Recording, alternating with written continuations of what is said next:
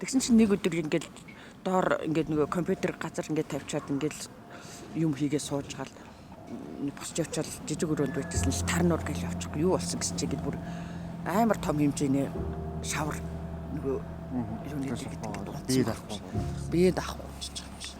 Одоо дээрээс ус гоожоод энэ тэндгөө төмпөн тавьдсан бид нар ингээд байж байгаа ингээд тосох болгоно юутай боломжтой болгоно тавьдсан байна гэл хүмүүс тэгж шин. Одоо би яг өөрөө энэ байранд оршин суугаад одоо 10 гаруй жил болж байгаа.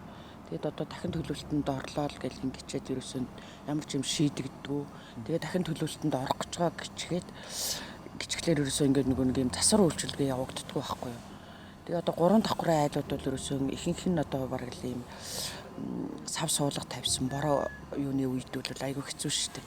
Тэгээ одоо нойлон цөмөрсөн айл байна. Таацсан дээрээс 3 давхраас таацсан нурсан. Тэгээд одоо дээврээс нь ус гоождаг айлууд айгүй байдаг.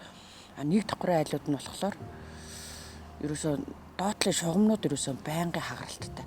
Өвөл ерөөсөө тэгээд байж байгаа л бид нар сантехникийн дуудлага өгөөл ерөөсөө урсгал засварын юу чинь ерөөсөө байнгын дээр нэг бидний одоо амьдралын юун дээр ингээ ачаал болоод ирчдэг. Юу чи энэ айлууд чинь юу гэж шүү дээ. Тоолор байхгүй. Усны тоолор байхгүй. Дан задгаагаар бичигддэг. Дөнгөөр задгаагаар бичигддэг байх чи бид нар одоо энэ хотын төвийн их тогтоо орон сууцнд амьдарч байгаа улсууд чинь нэг 60 хэдэн мянга зангааг төлж яхад. Манайхан бол одоо бараг 100 гаруй мянган төгрөг төлдөө шүү дээ. Ерөөсөө айгүй хэцүү.